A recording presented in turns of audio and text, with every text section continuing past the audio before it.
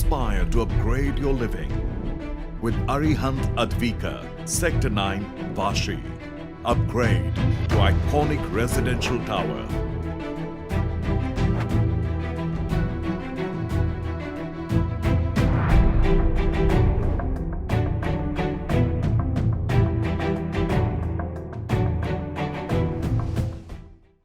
नमस्कार, खास मेहमान में आपका स्वागत है। कहते हैं ना, slow and steady wins the race. ऐसे ही कुछ हमारे आज खास मेहमान की बात है। उन्होंने नवी मुंबई में वो कर दिखाया जो उनकी पार्टी के जो दिग्गज नेता थे, जो इन्होंने देश के लेवल पे जो पार्टी के लिए किया, उन्होंने वही नवी मुंबई में करके दिखाया। जी हाँ, हम बात कर रहे हैं बीजेपी के नवी मुंबई अध्यक्ष श्री रामचंद्र घरत साहब का। घरत साहब, बहुत बहुत स्वागत है आपका खास मेहमान में। जैसे कि मैंने कहा कि जो हमने देखा था कि नेशनल लेवल पे हुआ था, 2 सीट से रूलिंग पार्टी बनी थी, और आज नवी मुंबई में भी आपने शुरुआत से बीजेपी से जुड़कर आज रूलिंग पार्टी पे पहुंचे। घरत साहब, ये सब पूरी चर्चा तो करेंगे, बट शुरुआत से, क्योंकि बीजेपी को आप फेस रहे हैं नवी मुंबई का, और शुरुआत कैसे हुई? मतलब आप शुरुआत से किस तरह से इस पार्टी से जुड़ पाए? एक्चुअली मैं बचपन से आरएसएस से जुड़ा हुआ था। एज के 14 ईयर से मैं आरएसएस के शाखा तुर्बे में लगते थी, वहाँ का एक मेंबर था। उसके बाद कई सालों में वो बंद हो गई, लेकिन माइंड में और घर के पूरे संस्कार से मैं आरएसएस के प्रभाव में जाना चाहता था। लेकिन यहाँ पे नीबामा में बीजेपी का अस्तित्व ना के बराबर था उस टाइम, तो मैं कुछ कर नहीं पाया था।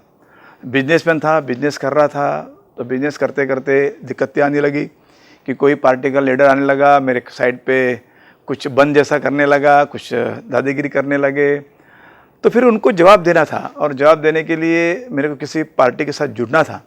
लेकिन मेरे बचपन से मेरे माइंड में और मेरे घर के संस्कार ने भारतीय जनता पार्टी चुनी हुई थी। जब हावरे साहब ने भारतीय जनता पार्टी में यहाँ पे एंट्री की, तो उनके साथ साथ मैं भारतीय जनता पार्टी में इंटर हो गया। 2008 से लेके फिर भारतीय जनता पार्टी के ये प्रभाव में मैं बहुत ज़ोर से शुरू हुआ। जबकि हावरे साहब भी इलेक्शन में खड़े थे, उनके साथ में खड़ा था। उसके बाद 2010 में मेरे को हावरे साहब ने बुलाया कि आप अभी राजनीति में पूरी तरह उतरो, और आने वाले इस इलेक्शन में, महानगर का पालिका के इलेक्शन में आप खड़ा हो जाइए। तब वो लेडीज़ सीट आई थी, तो फिर मैं थोड़ा सा हट गया कि लेडीज़ जो मेरी 27 साल से हाउसवाइफ करके रही हुई है, वो एकदम सॉफ्ट माइंड की है, तो उसको कैसे उतारूं? क्योंकि हमारे समाज में ये हमारी लेडीज़ जो है पहली घर देखती है। तो थोड़ा हचकिचाया, लेकिन हाँ, हावरे साहब माने नहीं, उन्होंने सीधा नाम डिक्लेयर कर दिया मेरे वाइफ का, और फिर ऐसा ही मैं इंटर हो गया। इंटर होने के बाद बहुत बड़े पैमाने पे जीत हासिल की। घरत साहब, उस टाइम पर जो जीत थी वो बहुत बड़ी जीत थी, बट मैं उसके पहले का भी थोड़ा सा कुछ जानना चाहेंगे, क्योंकि जिस तरह से आपने कहा, तुर्बा एरिया एक काफ़ी पॉलिटिकली सेंसिटिव एरिया शुरुआत से रहा है। यहाँ पे डी आर पाटिल साहब का भी बहुत नाम था और काफ़ी पावरफुल थे यहाँ पे वो। ऐसे में किस तरह से उनके साथ इंटरेक्शन रहा, और फिर पॉलिटिक्स की तरफ रुझान किस तरह से हुआ? नहीं, वही तो प्रॉब्लम था कि हम जुड़े हुए थे सब लोगों के साथ। जहाँ पे मैं खड़ा होता था वहाँ 500-600 लोग मेरे तरफ से ही उनको वोट करते थे, लेकिन वो मेरे को ही तकलीफ देने लगे। मेरे साइड थाना तक आने लगे, थाना तक मेरे साइड पे उन्हें इंटर करने का देखा। तो मैंने उनको रिक्वेस्ट की कि भाई ये क्यों कर रहे हो आप तो कर नहीं पाओगे, आप तो बिजनेस माइंड के हो ही नहीं हैं, आपके पास क्वालिटी नहीं है, आपके पास सर्विस नहीं है, आपके पास एजुकेशन नहीं है, तो आप इसमें क्यों आते हो? और मैं भी आपके इधर का ही हूँ, मैं तुर्बा का ही हूँ, और मेरे साइड पे आप आके बंद जैसा बातें करते हो। तो मैंने उनको कहा कि मैं यहाँ पे आपसे झगड़ा करूँ, समाज को मालूम नहीं पड़ेगा। तो समाज को मालूम पड़ने के लिए, पूरे न्यू बॉम्बे को मालूम पड़ने के लिए मैं अभी राजनीति में उतर रहा हूँ, और मैं राजनीति में उतरा और बहुत बड़े पैमाने पे जीत हासिल करी। क्योंकि लोग चाहते थे, लोगों के पास कोई उपलब्धि नहीं थी, रामचंद्र घरत करके लोगों के पास उपलब्धि आई, और उस उपलब्धि के साथ पूरा गांव मेरे साथ खड़ा हो गया, और बहुत बड़े पैमाने पे मैंने जीत हासिल कर दी। कैसा साहब, जो हम शुरुआत के दौर की बात कर रहे हैं, जैसे मैं कह रहा कि बीजेपी का, जो आपने भी जैसे कहा कि यहाँ पे कुछ खास अस्तित्व नहीं था, बल्कि मुझे अभी तक याद है कि हम बोर्ड देखते थे जब इलेक्शन होते थे कि भाई कोई कैंडिडेट है तो आवाज़ मारामारी होती है सीट के लिए। ऐसे में पार्टी का, बीजेपी का हाथ थामना, जैसे आपने कहा हावरे साहब ऑफ कोर्स एक बड़ी पर्सनालिटी है, उन्होंने आपसे कहा, बट उस टाइम पे बीजेपी का ऑफिशियली खुलकर साथ में आना एक तरह से एक रिस्क भी था। हाँ, रिस्क तो बहुत बड़ा था, क्योंकि मैंने मेरे लाइफ में बहुत बड़े रिस्क ले चुके हैं। मेरे ऊपर रिवॉल्वर निकली, मेरे ऊपर तलवार निकली, मेरे ऊपर वो कोयते आते हैं वो निकले, मेरे ऊपर वो कुराड़ करके आते लकड़ी तोड़ने वो निकली, मेरे आंख के ऊपर 200-200 लोग कभी कभी आए। कोपरा गांव में, खारगर में मेरे आंख पे 200 लोग आए थे, मैं 1 इंच भी हिला नहीं। तो ये बहुत सारी ये होके गई, लेकिन मैं डरा नहीं। तो मैं अगर बिजनेस करने को नहीं डर रहा हूँ तो मैं राजनीति में आने के लिए क्यों डरूँ। मेरे साथ भी हुआ, लोगों ने मेरे साइड चालू होते हुए वो लोगों को, बिल्डर लोगों को तकलीफ देने शुरू कर दी कि उसको हटा दो, हमको कर दो। लेकिन मैंने कभी किसी से जाके झुका नहीं, कि ना मैंने किसी से बिजनेस मांगा। मैंने मेरे क्वालिटी के ऊपर और सर्विस के ऊपर और मेरे एजुकेशन के ऊपर मैंने मेरे काम हासिल किए और मैं करता रहूँगा। मैं लगभग 25 या 35% इंडिया घुमा हूँ। मैंने बहुत सारे डैम के काम किए हैं, मैंने बहुत सारे कैनल के काम किए हैं। मैं तुर्बे तक समित नहीं हूँ, नींबू तक समित नहीं रहा, हालांकि आज नहीं जा रहा हूँ क्योंकि आज मेरे को टाइम नहीं, लेकिन मैं 35% इंडिया घुमा हूँ। बेंगलोर, कर्नाटका, राजस्थान, पटना तक जाने को मेरे को ऑफ़र आई थी, हालांकि दुबई तक ऑफ़र आई थी, लेकिन दुबई में बहुत सारे प्रॉब्लम थे, क्योंकि दुबई का कोई बंदे को लेके उनके साथ रजिस्ट्रेशन करके करना था। ये सारी क्वालिटी के साथ मैं करता रहा हूँ, तो मैं क्यों किसी को डरूँ। मेरे पास आज अगर न्यू बॉम्बे में दबाने की कोई कोशिश करता है तो मैं न्यू बॉम्बे के बाहर भी काम करना चाहता हूँ, जानता हूँ, करता हूँ, करके लिए मैं किसको डरा नहीं। लेकिन तकलीफ तो हुआ, किसी ने दादागिरी की, किसी ने मेरे आंख के ऊपर आने की कोशिश की, लेकिन मैं जरा भी हिचकिचा नहीं। और आज तक मैं किसी भी पॉलिटिकल लीडर के पास काम मांगने को गया नहीं।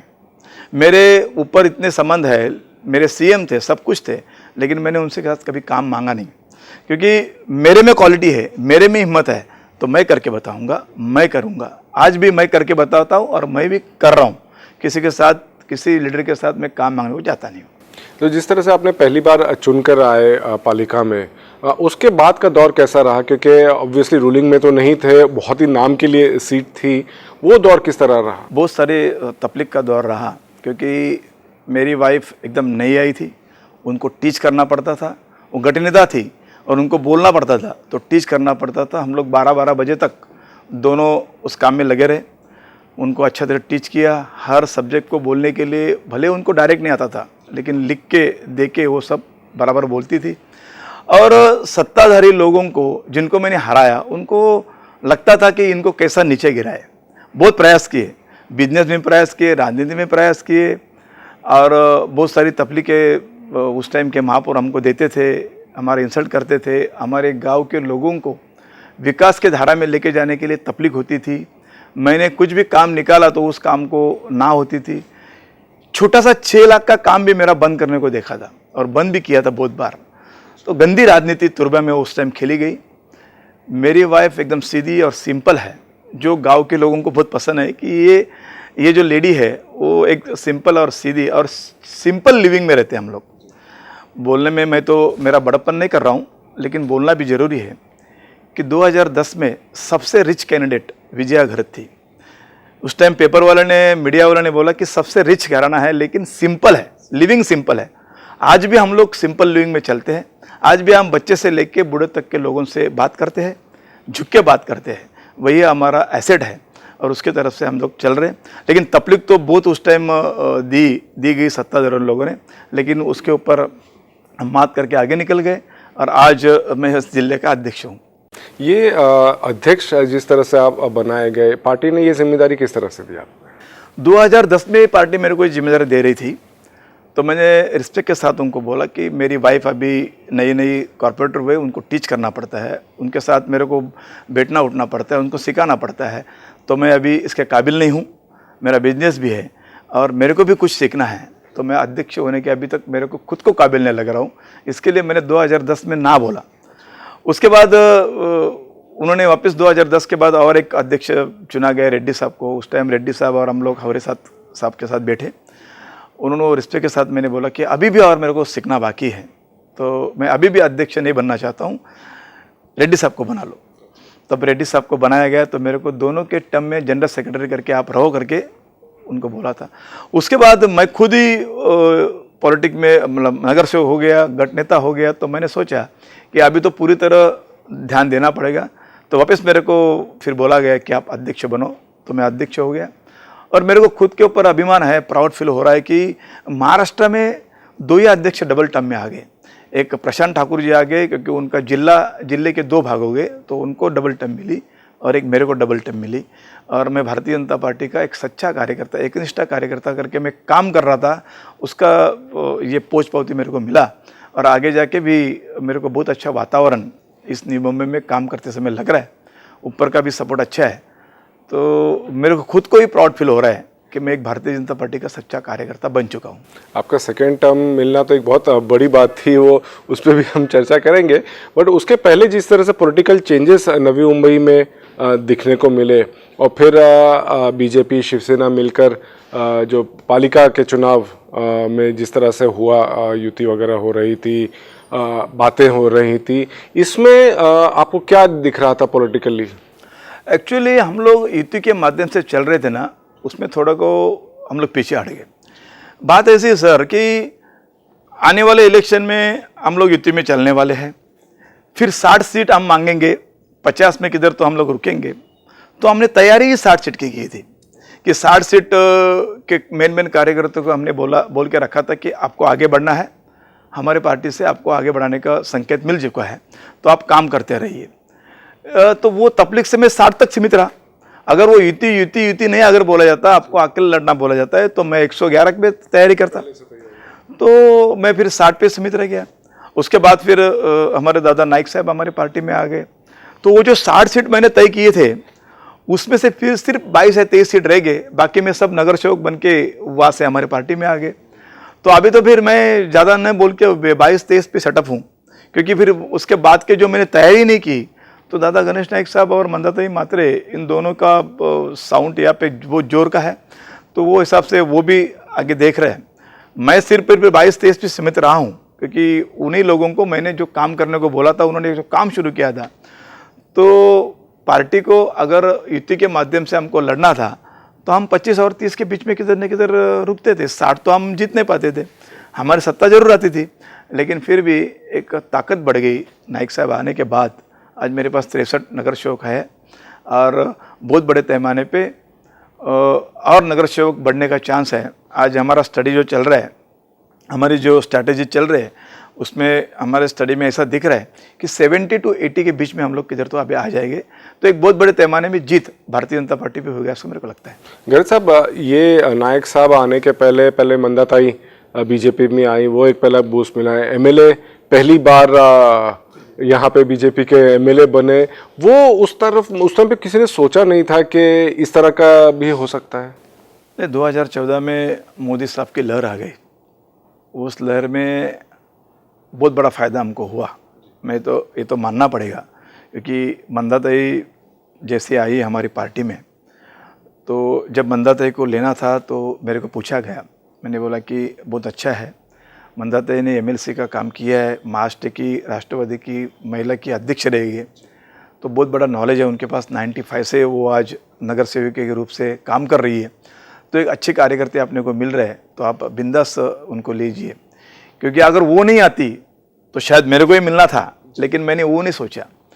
पार्टी बढ़ रही है, पार्टी को बढ़ाना है, तो मैंने उनको ग्रीन सिग्नल जब उस टाइम दिया था।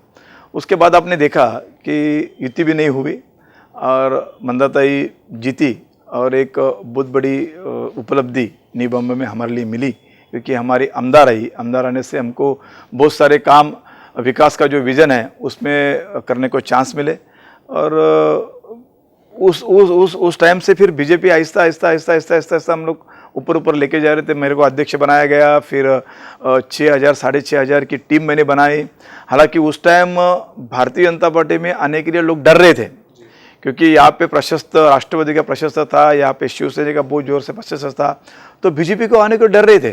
तो मैंने एक पॉलिसी अपनाई कि मैं विरोधियों के ऊपर मैं ताशेरे ओढ़ूँ, मैं उनके आंग पे जाऊँ, लोगों को मैं ये दिखाऊं कि मैं डरने वाला नहीं हूं, आप बिंदास आइए, आपके साथ में खड़ा रहूंगा। तो ऐसे करते करते करते 6,500 कार्यकर्ताओं की मैंने टीम बनाए, और वो टीम बनने के बाद फिर हम लोग बहुत जोर में थे। हम 60 सीट पे अड़े रहने वाले थे, 50 सीट हम लड़ने वाले थे, 30-35 तो हम लाने वाले थे। तो वो बहुत बड़ी उपलब्धि थी, क्योंकि हम लोग जो एक से 6 पे गए और 6 से डायरेक्ट 30-35 पे जाने वाले थे। इतना स्टडी मैंने किया था, इतना मैंने जोर से काम किया था। लेकिन उसके बाद तो और अब अच्छा हो गया कि गणेश नायक साहब आगे, हमारे 63 सीट मिले अभी तो। Hi, looking for a residential property? You got to keep 3 things in mind. Location, location, location. We have all under one roof at 10 Marina Bay, Sector 10, plot number 10, Vashi. Why settle for less? Live life limitless. गलत साहब, ये जो नायक साहब का party में आना, ये नवी मुंबई के पॉलिटिक्स में एक बहुत बड़ा एक चेंज आया, बट आपके लिए पर्सनली, क्योंकि आपने पूरे जो अपना करियर था उनके अगेंस्ट में प्रचार भी किया था, कैंपेन किया था, जो चाहे महासभा हो, वहाँ पे हो, पॉलिटिकली हो, एकदम कट्टर राइवल थे, क्योंकि आप ऑब्वियसली आप अपनी पार्टी बढ़ा रहे थे, अपनी पॉलिसीज बढ़ा रहे थे। ऐसे में आपके लिए तो बहुत ही मुश्किल रहा होगा कि जिस आदमी को आपने हमेशा अपोज किए है वही पार्टी में आ रहे हैं। नहीं, मैंने किसी आदमी को अपोज नहीं किया, मैंने पार्टी के खिलाफ, वो विरोधियों के पार्टी के खिलाफ बात की। मेरी पार्टी मेरे को बढ़ानी है, मेरे पार्टी का कोई अस्तित्व यहाँ पे बहुत कम था, उसको बढ़ाना है, तो मेरे को तो करना ही पड़ेगा। मेरे को नाइक साहब वैसे देखा जाएगा तो बहुत अच्छे आदमी हैं, बहुत अच्छे काम कर रहे हैं, समाज के लिए अच्छे काम कर रहे हैं।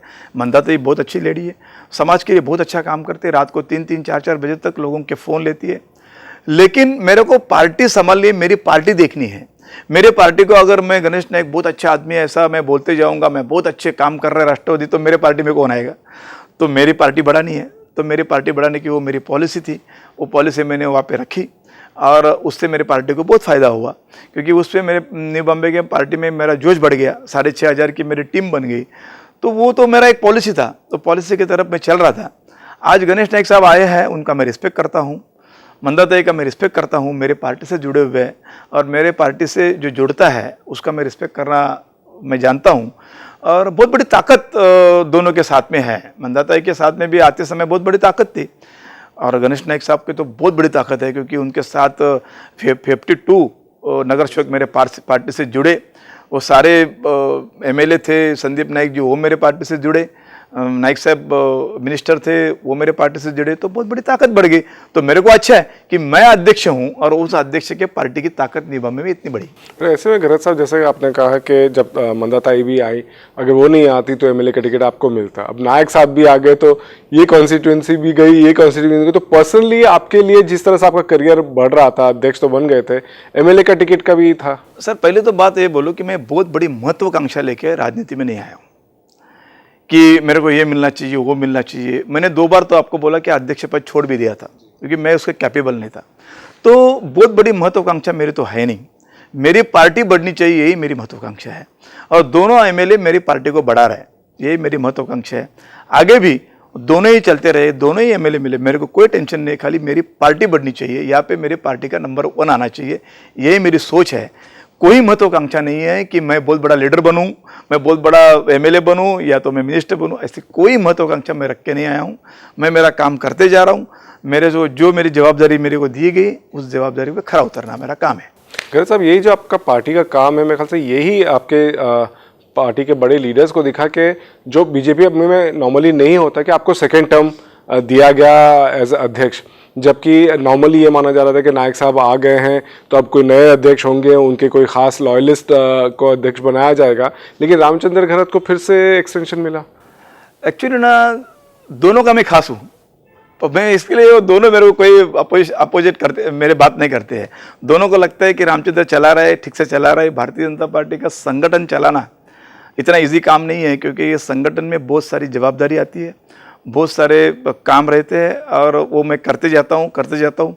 कल मेरे बूथ अभियान का 98% मेरे को मार्क मिले, तो दोनों अपने आप आमदार, उनका नाम बढ़ गया कि दोनों आमदार के साथ चल के रामचंद्र घरत पार्टी का नाम बढ़ा रहे। कई 2-4 जिले ऐसे जो 98% पहुँचे हैं, उसमें मैं हूँ। तो मेरे को भी इसका सार्थ अभिमान है कि दोनों को साथ में लेके, सबको साथ में लेके एक अच्छा काम कर रहा हूँ, पार्टी अच्छी चला रहा हूँ। हालांकि मेरे साथ मेरे अपोजिट जो लोग हैं वो भी इतने लोग मेरे से कटुता रखते नहीं, क्योंकि मैं फ्रैंकली काम करता हूँ, मैं मेरे पार्टी का काम करता हूँ। मैं मेरा विजय बोलता हूँ, किसी का मुर्दाबाद नहीं बोलता हूँ, और मेरा कोई मुर्दाबाद बोले मैं उसको छोड़ता नहीं हूँ। मेरे पार्टी का विजय हो, बाकी लोगों का मुर्दाबाद मेरे को बोलने की जरूरत नहीं। तो ये इसमें ये विचार सरणी में मैं चलता हूँ। इसके लिए दोनों आमदार मेरे से बहुत अच्छे हैं, सारे कार्यकर्ता मेरे साथ बहुत अच्छे काम करते हैं और पार्टी का नाम बढ़ रहा है। आपने जैसे कहा कि पार्टी जो है आपकी बीजेपी बहुत कार्डर बेस्ड है, बहुत डिसिप्लिन की बात होती है, और यहाँ पे जो पोस्ट हैं अध्यक्ष के पोस्ट के बहुत महत्व दिया जा रहा है, और ऑब्वियसली वो दिखाई दे रहा है आपके केस में भी। बट हालांकि आप यहाँ पे अध्यक्ष हैं, 2 बड़ी पर्सनालिटीज़ यहाँ पे पार्टी ज्वाइन की है, इनको बैलेंस करना, क्योंकि जैसे आपने कहा बीजेपी पार्टी चलाना एक खुद में एक चैलेंज है। ऐसे में अगर 2 आते हैं और जो हमको क्लैश दिखाई देते हैं, आजकल तो ओपन में क्लैश दिखाई दे रहे हैं, ये किस तरह से मैनेज कर रहे हैं? नहीं, एक्चुअली दोनों आमदार वैसे समझदार हैं, समझ के बाहर तो कोई है नहीं। और जब मैं समझाता हूँ तब समझने जाते हैं कि भाई पार्टी का, किसी ने पार्टी के ऊपर ताशेरे ओढ़े, किसी ने हमारे आमदार के ऊपर कुछ बोला, तो उनको समझाता हूँ मैं कि भाई ये चीज़ बराबर नहीं है। फिर मेरी एक बात पक्की है कि मैं किसी का कंप्लेंट करता नहीं। मेरी सोच ये है कि कंप्लेंट करने से खुद आदमी कमज़ोर बन जाता है, क्योंकि मैं किसी का कंप्लेंट करूँ ऊपर, तो ऊपर वाला सोचेगा ये तो कमज़ोर है, ये तो कंप्लेंट करना चाहता है, इसलिए मैं कभी किसी का कंप्लेंट करता नहीं। और दोनों आमदारों को और मेरे सारे कार्यकर्ताओं को मालूम है कि ये आदमी बाद में स्टेबल लाने का कोशिश करेगा।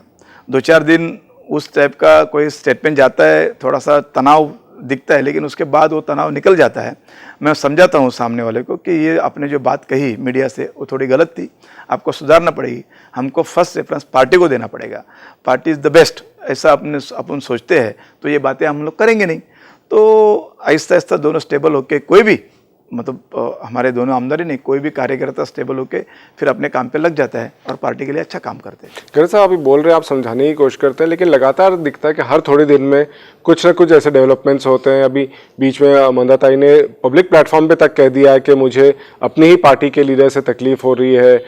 नायक साहब को उन्होंने ओपनली ये कहा है कि भाई मेरे एरिया में आप इंटरफियर नहीं करना चाहिए, नहीं तो मैं एरिया में आ जाऊँगी। इस तरह के जो क्लैशेज हैं, ये पार्टी के लिए नुकसान नहीं हो सकता? मेरे को ऐसा लगता है कि आमदारों को अपनी एरिया समझ के नहीं चलना चाहिए, आमदारों को हमारी पूरी एरिया समझनी चाहिए। न्यू बॉम्बे ही दोनों विधानसभा में दोनों आमदारों ने काम करना चाहिए, कोई टेंशन नहीं है, क्योंकि हमारे को पार्टी बढ़ानी है, हमको खुद को तो बढ़ाना नहीं है कि मेरे को खुद को ही बड़ा होने का है तो मैं मेरा ही देखूंगा, ऐसा नहीं है। हमको सबका देखना पड़ेगा और सबको समझाया गया है कि आप सब एरिया में जाके देखो, जहाँ पे कार्यकर्ता आपको बुलाएगा वहाँ जाइए और काम करिए। तो वो मेरे ख्याल से आगे जाके सबको समझाया गया है, तो सब समझ चुके हैं और सब अपना अपना काम करते हैं। अभी मैं कभी रायगढ़ में भी जाता हूँ, कभी थाना में भी जाता हूँ, तो उधर का अध्यक्ष मेरे को कुछ बोलता नहीं, क्योंकि पार्टी ने, किसी ने बुलाया है, किसी ने जवाबदारी दी है तो करनी पड़ेगी। तो हम लोग को पूरे वातावरण के साथ एक भारतीय जनता पार्टी की संस्कृति है, उसमें ना अपना एरिया दिखाया जाता है ना कुछ है। पूरी भारतीय जनता पार्टी का कहीं भी कार्यकर्ता रहेगा उसको हेल्प करना अपने को जरूरी रहता है। इसके लिए दोनों तरफ न्यू बॉम्बे के पूरे एरिया में किसी भी आमदार ने इसने काम किया तो किसी को दुख होने की जरूरत नहीं, और वो उनको समझाया गया है। और मंदाताई ने ओपनली कहा कि उन्हें बहुत दुख है कि उन्हें अभी भी तकलीफ दी जा रही है। नहीं, वो अभी मंदाताई उस दिन थोड़े से उसका टेम्परेचर थोड़ा सा हाई हुआ था, क्योंकि कभी कभी लगता है कि मैं जैसा लीडर हूँ और मेरे को नहीं बुलाया, मेरा फ़ोटो नहीं लगाया, मेरा बहुत बड़ा लीडर आ रहा है और मेरे को इंसल्ट हो रहा है, ऐसा फीलिंग होता है। तो वो जिसने किया था उसको मालूम पड़ा कि गलत मैंने किया। तो दूसरे प्रोग्राम में उनके साथ घर में जाके उनको रिस्पेक्ट के साथ बुलाया गया, उनको रिस्पेक्ट के साथ बुला के जाके उनको स्टेज पे बिठाया। तो वो उस टाइम की हुई गलती तुरंत सुधारी जाएगी, तो उन्होंने सुधार दी, तो उसमें अभी वो प्रॉब्लम नहीं रही है, वो निकल गया प्रॉब्लम। जिस टाइम आप बोल रहे हो कि महिलाओं को दबाया जाता है, तो वो एक ऐसी घटना घटी थी, तो घटने को तुरंत देवेंद्र जी ने उसको सुधार करने को बोल दिया। आने वाले नेक्स्ट ही महीने में जो हमारा प्रोग्राम हुआ अभी, उसमें उनको सम्मान के साथ बुलाया गया, सम्मान के साथ उनको बिठाया गया और मान सम्मान हो गया। तो अभी मंदाताई भी शांत हो गई कि बराबर है। और मंदाताई सम्मान के साथ बुलाया गया, बिठाया गया, लेकिन स्पीच देने नहीं दिया गया। नहीं, उस टाइम एक एमएलए ने किया, दूसरे ने नहीं किया। क्या हुआ, लगातार ये तो प्रोग्राम थे, सेंट्रल मिनिस्टर के प्रोग्राम मेरे पास आया था। वो प्रोग्राम में हम लोग 12 बजे तक ही वहाँ पे थे, लेकिन वहाँ पे 12:45 बज गया, पौना घंटा हम लोग लेट चल रहे थे। तो फिर उन्होंने सोचा कि एक न्यू बॉम्बे का कोई तो बोलना चाहिए, या तो मंदाताई बोलना चाहिए, तो नाइक साहब बोलना चाहिए, तो कभी कभी अध्यक्ष को बोलना पड़ता है। तो सीनियर लीडर है, गणेश जी नाइक साहब भी सीनियर है, उनका रिस्पेक्ट ही है। तो न्यू बॉम्बे की तरफ से एक आदमी को बोलना चाहिए करके फिर गणेश नाइक साहब को बुलाया, बोलने को दिया। वैसे भी सेंट्रल मिनिस्टर ने मंदाताई का वाह तो किया ही ना, कि मंदाताई से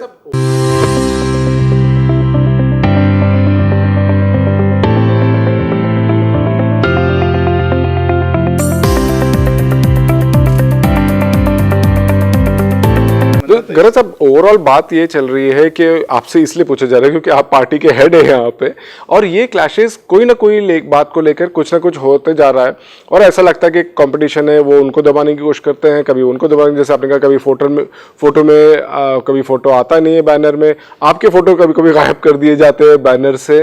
तो ये क्योंकि, और बात यही होती है कि नायक साहब का जो एक पावर रहा है शुरू से, तो वो पूरी तरह से हावी होना चाह रहे हैं। ये टाइप का प्रेशर किस तरह से? वो थोड़ा सा हमने खुद ने समझना चाहिए। जब मैं नया नया अध्यक्ष हुआ तब किसी कार्यकर्ता को मालूम नहीं था कि अध्यक्ष का फोटो डालना पड़ेगा, तो उनको मैंने बोला भी नहीं कि आपने मेरा फोटो क्यों नहीं डाला। वो आहिस्ता आहिस्ता आहिस्ता आहिस्ता समझ गए कि नहीं नहीं ये गलत है, हमको डालना पड़ेगा। अभी कई लोग डालते नहीं है, जैसे कि आनंद सुधार जी, उसका मैं रिस्पेक्ट करता हूँ, वो मेरे नेता है, वो मैं उनका कार्यकर्ता हूँ, ऐसा मैं समझता हूँ। वो अपोजिट में भले थे, लेकिन सभागृह में जब वो स्पीच करते थे तो मैं उनको बड़े ध्यान से सुनता था, उनसे सीखता था। तो वो मेरे गुरु के बराबर है। वो अपने एज में भी मेरे से बड़े हैं, वो अपने क्वालिटी में भी मेरे से बहुत बड़े हैं। तो वो तो मेरे बड़े लीडर है, तो वो मेरा फोटो क्यों डाले? मैं मानता हूँ मेरा नहीं फोटो डाला चलेगा, क्योंकि वो मेरे प्रेरणा स्थान है।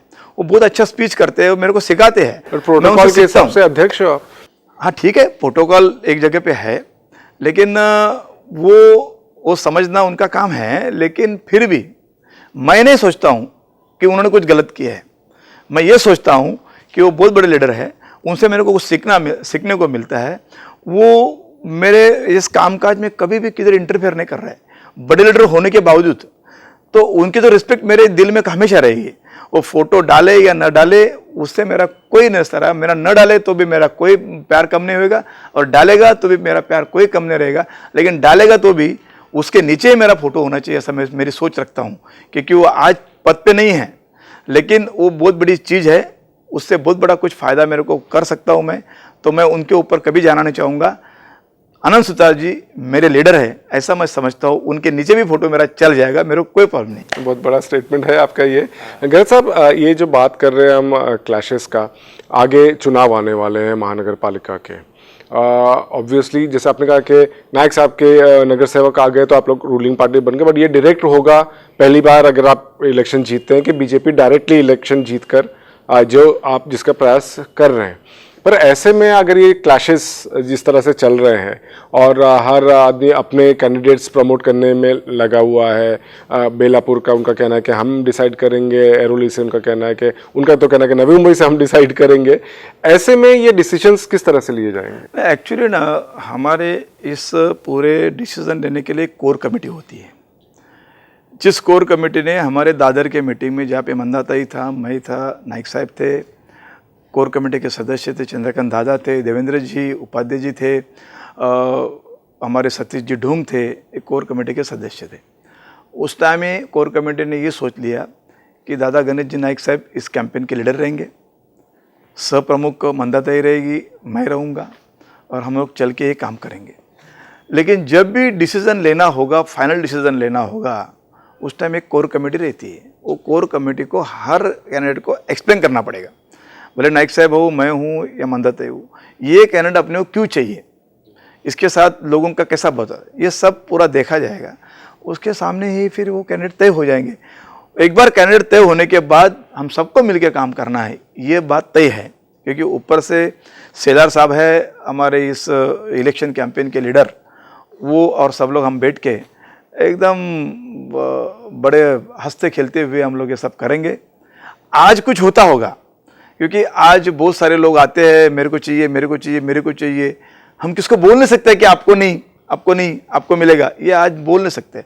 लेकिन जब बोलेंगे, जब वो कैंडिडेट फिक्स होएगा, उसके साथ सब लोग मिलकर काम करेंगे। और आज जिस तरह से जैसे बोल रहे कुछ खास सीट्स हैं जिस पर बहुत ही ज़्यादा टसल दिखाई दे रहा है, खासकर बेलापुर कॉन्स्टिट्यूंसी में आपके यहाँ के सीट्स को लेकर, ये किस तरह से सॉल्व होंगे, क्योंकि इसमें ईगो इश्यूज भी आ रहे हैं। एक 10-12 सीट में, 111 में 10-12 सीट में थोड़ा सा प्रॉब्लम है, तो ये नथिंग है। तो राष्ट्रवादी हो, शिवसेना हो, उसमें तो 50-50, 60-60 सीट में प्रॉब्लम है। हमारे 10-12 रह गई है, उसमें 4 कदम तो मैं पीछे जाने वाला हूँ, 2 कदम मंदाताई ने पीछे जाना है, 1 कदम नाइक साहब ने पीछे जाना पड़ेगा, क्योंकि पार्टी का कोई ना कोई पॉलिसी रहता है। बहुत बड़े पैमाने में हमारे आज भारतीय जनता पार्टी की इज्जत रखने वाली विजया घरत है जी, एक ही नगर सेवक थी, तो उसको तो रिस्पेक्ट तो देना पड़ेगा पार्टी को। मैं ये मेरी वाय पर करके नहीं बोल रहा हूँ, उसको तो देने पड़ेगी। हमारे जिले के अध्यक्ष है जो युवक के, उनकी तो रिस्पेक्ट रखनी पड़ेगी। मेरे नगर सेवक जो है, जो मेरे साथ 6 होकर काम करके जुड़ के काम किए, उनको तो रिस्पेक्ट रखनी पड़ेगी। और उनका काम अगर नहीं होगा, उनका काम नहीं है, कुछ काम नहीं कर रहे, लोगों को परेशानी है, उसको उस टाइम देखा जाएगा क्या करना है, नहीं क्या नहीं करना है। ये भी एक बड़ा इशू है कि जो भाई जो पहले से थे, क्या उनको साइडलाइन हो जाएगा, वो एक डर भी है उनमें। नहीं, ऐसा कुछ नहीं है, वो लोगों का फैलाया हुआ चीज़ है, अपोजिशन वाले का फैला हुआ चीज़ है कि रामचंद्र घरत के मिसेस को जो पहले नगर सेवक, उसको टिकट नहीं मिलेगा, ये नहीं मिलेगा। किसी को लगता है कोई ब्लैकमेल करता है, कोई कुछ कर रहा है, ऐसा दिखाने का एक चित्र निर्माण हो रहा है। लेकिन मेरे को लगता नहीं कि जो एक फर्स्ट लेडी है, जिन्होंने भारतीय जनता पार्टी का यहाँ पे कमल खिलाया है, उसके साथ कोई अन्याय होएगा। हमने जो 60 लोगों को बोला था कि आप तैयारी में रहो, जिन्होंने एमपीज़ के इलेक्शन में बहुत काम किया, उसमें से उनके नगर सेवक आने के बाद मैंने उनको बोल दिया कि अभी उनके नगर सेवक आ गए, आप अभी रुक जाओ, क्योंकि आपका चांस नहीं कोई मिलेगा। जिस पे यहाँ पे नाइक साहब के और हमारे नगर सेवक नहीं है, वहाँ पे फिर जिनको काम बोला है, ऐसा 22-23 लोग हैं, वो अभी भी काम कर रहे हैं, अभी भी अच्छी तरह से चल रहे हैं, तो उसके ऊपर अन्याय भी नहीं होने देंगे। नाइक साहब को भी समझाऊंगा, मंदाताई को भी समझाऊंगा, ऊपर भी समझ आ जाएगी कि अध्यक्ष टर्म में मैंने जो लोगों को बोला है, उसके ऊपर तो अन्याय नहीं होना चाहिए। ये बात भी आगे निकल के आएगी और मेरे ख्याल से वो बहुत अच्छी तरह से पैमाने से वो सेटअप हो जाएगा।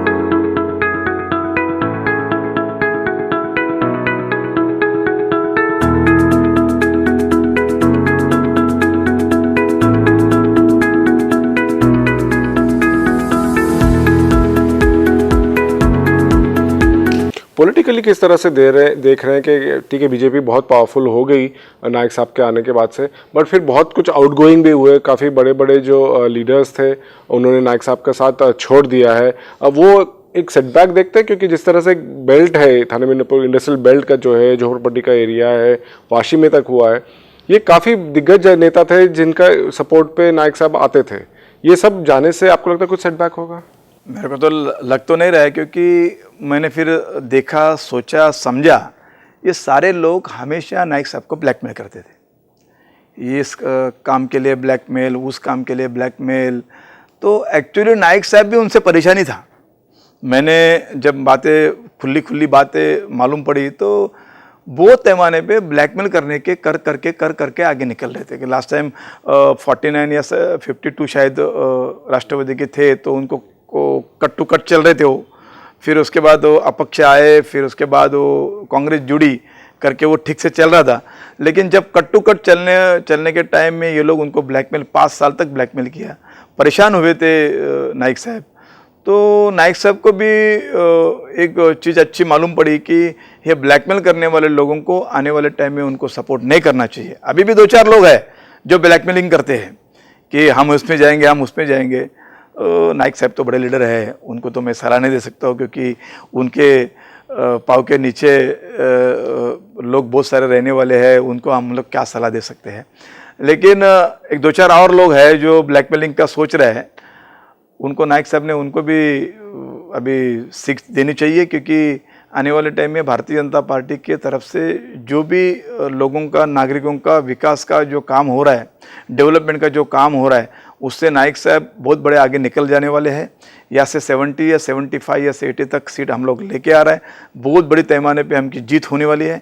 ऐसे छोटे मोटे लोगों को ब्लैकमेलिंग करके आप बिंदास डरिए मत, आप बिंदास आगे चलिए, आपकी जीत होने वाली है।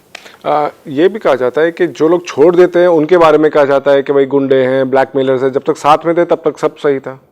अभी भी बोल रहे हैं अभी भी कुछ लोग हैं, लेकिन ओपनली उनके बारे में कुछ नहीं कहा जा रहा है। देखो, गुंडा प्रवृत्ति के लोग थे, लेकिन माइक साहब ने उनको बांध के रखे थे कि आपको मेरे साथ जुड़ना है तो इसको थप्पड़ भी नहीं मारना है सामने वाले को। हाँ, सामने वाला कुछ कर रहा है, आपको मार रहा है तो आप उसका जवाब दे सकते हो, लेकिन जाके गुंडेगिरी मत कीजिए। उनको पूरी तरह से बांध के रखा था। अभी वो पूरे खुले हो गए और गुंडेगिरी करने शुरू हो गए तो नाइक साहब तो बोलेंगे ना गुंडेगिरी कर रहा है करके। लेकिन उसके पहले जब नाइक साहब के साथ में थे, तभी वो गुंडेगिरी उनको करने को उन्होंने दिया नहीं, क्योंकि वो हमेशा हमारे मीटिंग में बोलते हैं कि किसी के साथ गुंडागिरी मत कीजिए, किसी को समझाइए, उनको बुलाइए। तो ये तो सिलसिला हर इलेक्शन में होते रहता है। हर इलेक्शन में नाइक साहब को छोड़ने वाले 7-8 लोग रहते ही है, जो कि उन्होंने 5 साल में उनको ब्लैकमेलिंग की है। आप देखिए 95 से मैं भी देख रहा हूँ कि हर इलेक्शन में कोई ना कोई छोड़ के जाता है और दूसरे जुड़ते हैं और नए अभी तैयार हो जाते हैं। फिर नयों के साथ अच्छा तरह से आप लोग भारतीय जनता पार्टी का नाइक साहब का पूरा ये कैंपेन चलता है और चलते रहेगा। ये 25 साल से उनके कैंपेन में बहुत बड़ी छल उछल आ गई, लेकिन नाइक साहब जरा भी हिले नहीं। तो साहब आप कह रहे हैं कि नाइक साहब को छोड़ के जाते हैं, सही बात है, और लगातार फिर वो बाउंस बैक करते भी आए हैं। अभी भी जिस तरह से आप बता रहे हैं कि पार्टी के लिए इनका आना बहुत फ़ायदेमंद रहा है और इलेक्शन में भी उसका बहुत फ़ायदा होगा, लेकिन अक्सर कभी कभी ये भी सुनाई देता है कि नाइक साहब बीजेपी में आके ज़्यादा खुश नहीं है। कभी सुनाई देता है कि शिवसेना से कोई बात चल रही है, कभी राष्ट्रवादी से कोई बात चल रही है। ऐसे में अगर कोई और कदम नाइक साहब उठाते हैं तो फिर क्या? ये सारी बात जो फैला रहे ना, ये सारे बात अपोजिशन वाले फैला रहे, शिवसेना वाले फैला रहे, राष्ट्रवादी वाले फैला रहे, क्योंकि हमको कमजोर करने का देख रहे हैं। नाइक साहब जा रहे करके भारतीय जनता पार्टी के कार्यकर्ता कुछ कमजोर होंगे, ऐसी बातें है। मेरे को लगता है कि नाइक साहब आप पूरी तरह फेविकोल की जूट से जुड़े हुए भारतीय जनता पार्टी से। भारतीय जनता पार्टी के हर प्रोग्राम को बड़े ध्यान से सुनते हैं, बड़े ध्यान से उसको आत्मसान करते हैं। तो हम लोग बहुत नज़दीक से काम करते हैं तो हमको पूरा पता चल जाता है। आज नाइक साहब पूरी तरह भारतीय जनता पार्टी की हो गया है, ऐसा मैं खुलेआम बोल सकता हूँ। मंदा ताई ने भी अभी रिसेंटली कहा कि टिकट मिले न मिले मैं इलेक्शन तो ज़रूर लड़ूंगी। देखो, टिकट मिले या नहीं मिले इलेक्शन लड़ेगी, लेकिन मंदा ताई किसी पार्टी में जाके लड़ेंगे नहीं। मंदा ताई आज भी अपने को अनकंफर्टेबल सोचती होगी, कोई उनको भी टॉर्चर करता है, आपको ऐसा करेंगे, आपको पार्टी टिकट नहीं देंगे, आपको ये नहीं करेंगे। पूरी तरह चाल अपोजिशन वाले की है। तो उन्होंने मस्त जवाब दिया कि मेरे को टिकट न मिले, लेकिन मैं किसी पार्टी के साथ जुड़ूंगी नहीं, मैं लड़ूंगी। तो ये जवाब अच्छा ही है ना। सामने वाला भी चुप हो गया, अपोजिशन वाला भी चुप हो गया, और हमारे साथ जुड़ने वाले लोग भी बढ़ गए, क्योंकि मंदा ताई एक एकनिष्ठ कार्यकर्ता है, वो अपना काम करती जाएगी। खाली किसी के पार्टी के साथ जाने की बात नहीं कर रही हो कि मैं को टिकट नहीं देगा तो मैं सेना में जाऊंगी या राष्ट्रवादी में जाऊंगी। वो बोलते मैं लड़ूंगी, तो लड़ूंगी बोलेगा तो कोई टिकट लेके लड़ने वाले की बात नहीं होती है। लड़ूंगा बोलेगा तो अपोजिशन वाले के साथ लड़ूंगी, इसका ये मतलब हमने निकाला है। और वो भी वही चाहती है कि अगर टिकट किसी को भी मिले तो वो पार्टी के साथ सामने वाले से लड़ेगी। बिल्कुल, वो पार्टी के अध्यक्ष की तरह ही बिल्कुल आप बात कर रहे हैं। पार्टी के अध्यक्ष के जिस तरह से देख रहे हैं इलेक्शन जो आ रहा है, महाविकास अघाड़ी की बात होती है, कभी होते कि नहीं हम अकेले लड़ेंगे, कभी होता है कि हम तीनों मिल के लड़ेंगे। नवी मुंबई में किस तरह से सिनारियो देख रहे हैं, और ये पैनल सिस्टम की भी बात अभी है कि पैनल सिस्टम के हिसाब से होगा, तो ये पूरा सिनारियो आप इलेक्शन का किस तरह से देख रहे हैं? नहीं, मैं तो चाहता हूँ, पहली तो बात मैं आपको बोलना चाहता हूँ कि आप 1 सदस्य रखिए, 3 सदस्य रखिए, 4 सदस्य रखिए, इलेक्शन डिक्लेयर तो कीजिए। बहुत पब्लिक बहुत परेशान है, पूरी हमारी जो फाइनेंशियल कंडीशन पूरी तरह डगमगाती हुई जा रही है। कोरोना कालखंड में हमने कुछ काम ही नहीं किया है विकास का, तो पैसा गया कहाँ? कहीं पे भी कुछ भी काम कर रहे हैं, कोई थाना वाला पैसा लेके जा रहा है, सड़कों की पोजीशन खराब कर दी है। यहाँ पे ऑफिसर लोग जो प्रतिनियुक्ति पे आए हैं मंत्रालय से, वो लोग ने तो लूटना शुरू कर दिया है, बहुत बड़े पैमाने में लूट शुरू हुई है। मतलब किसी के वार्ड का विकास का काम ही नहीं हो रहा है, तो मैं ये स्पेसिफिक जाऊंगा कि आप कितने सदस्यों का टीम रखिए, ये पैनल रखिए, लेकिन इलेक्शन जल्दी कीजिए। आप ये 30 सदस्य करके इलेक्शन लंबा करने की सोच रहे हो, वो बहुत गलत काम कर रहे हैं। नागरिक बहुत परेशान हैं, उनके साथ बहुत धोखा हो रहा है। इसके लिए मैं ये तो पहला सजेशन दूंगा कि तुरंत इलेक्शन डिक्लेयर कीजिए। एक बार हमको हाउस में जाने दो, हाउस में जाने के बाद हमको ये सब मालूम पड़ेगा कि कहाँ पे काम करना है, कहाँ पे नहीं करना है। ये हो गया।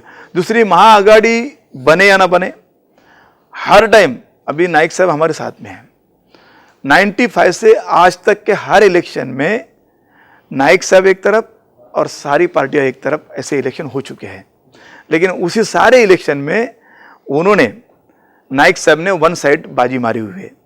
तो आज भी महाआघाड़ी की अगर सब एक साथ चले गए तो भी नाइक साहब अकेले ही है, वो हर टाइम अकेले रहते हैं। और आज तो नाइक साहब के साथ भारतीय जनता पार्टी जुड़ी हुई है, भारतीय जनता पार्टी की टीम जुड़ी हुई है, भारतीय जनता पार्टी का और एक आमदार जुड़ा हुआ है। तो आज तो टेंशन ही नहीं है। तो बहुत बड़े पैमाने पे इस टाइम भी महाआघाड़ी होए या न हुए, हम लोग की जीत हासिल होनी पक्की है। आपका अंदाजा क्या है, कितने सीट्स? 75 to 80 से हम लोग चल रहे हैं। अभी आने वाले टाइम में घट के भी कितना हो सकता है, 70 और 80 के बीच में किधर भी हम लोग बैठ के इस साल में भी भारतीय जनता पार्टी का बहुमत का महापौर बैठेगा। आखिर में घरत साहब, पार्टी के अध्यक्ष और नवी मुंबई के नेता की ओर से लोगों को क्या कहना चाहेंगे? लोगों को यही करना चाहता हूँ कि भारतीय जनता पार्टी का विज़न ये विकास का विज़न है, और विकास के विज़न में चलते हुए जिस पार्टी को आपने देखा हुआ है, मतलब नाइक साहब यहाँ पे जुड़ी है, मंदाताई जुड़ी है, बेदम काम कर रही है मंदाताई, बहुत सारे प्रोजेक्ट लाया मंदाताई ने। नाइक साहब ने छोटे छोटे कार्यकर्ताओं को लेके छोटे छोटे एरिया में बहुत पैमाने पे बहुत बड़ा काम किया है। और ये विकास का विजन जिसके साथ में है, अपोजिशन वाले के पास कोई विजन है ही नहीं। अपोजिशन वाले एक दूसरे को कुरगुड़ी करने में उनका टाइम जा रहा है। कोई अपोजिशन का लीडर कोई थाना में बैठा है, कोई बारामती में बैठा है, कोई बीड़ में बैठा हुआ है। तो वो लीडर कब आएंगे, कभी निबम्बे का विकास करेंगे। लेकिन यहाँ के लीडर दादा गणेश नाइक साहब है, यहाँ के लीडर मंदाताई है, ये यही के है और यही सब देखने वाले हैं और बहुत बड़ा विज़न लेके चलने वाले लोग हैं। और लोग जानते हैं, नागरिक जानते हैं कि जिनके साथ ये विज़न है, विकास का विज़न है, उनको ही वोट करना है। और यही बेस के ऊपर हम लोग पूरे ताकत से कहते हैं कि आने वाले टाइम में भारतीय जनता पार्टी का ही महापौर बनेगा। बहुत बहुत शुक्रिया घरत साहब, आपने अपना कीमती वक्त हमें दिया। तो ये थे रामचंद्र घरत साहब, बीजेपी के नवी मुंबई अध्यक्ष। और इस इंटरव्यू से और बहुत ख़ास समझ में आया कि किस तरह से पार्टी को इन्होंने रेज किया है, आगे लेकर गए हैं और आज इतने चैलेंजेस के बाद भी बहुत बखूबी इसे निभा रहे हैं अपनी जिम्मेदारी को। बहुत बहुत शुक्रिया घरत साहब आपका फिर से। और ख़ास मेहमान में इस हफ्ते सिर्फ इतना ही, अगले हफ्ते नए मेहमान के साथ। नमस्कार।